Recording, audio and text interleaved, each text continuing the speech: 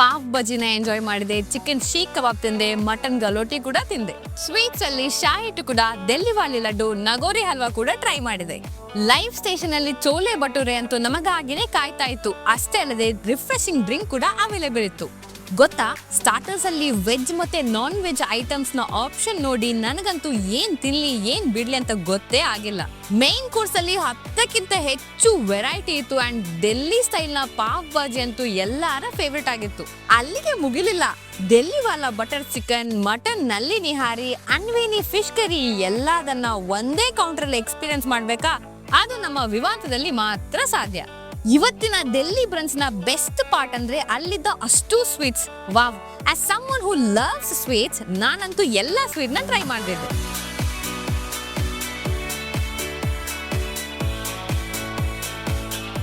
And ನಿಮ್ಮ next Sunday family and friends ಜೊತೆಗೆ Sunday brunch ನ ಎಕ್ಸ್ಪೀರಿಯನ್ಸ್ ಮಾಡ್ಬೇಕಾ? ಮಂಗಳೂರಿನ ವಿವಾಂತ ನಿಮಗಾಗಿ ಕಾಯ್ತಾ ಇರುತ್ತೆ. And for more such content, do follow Around Mangalore.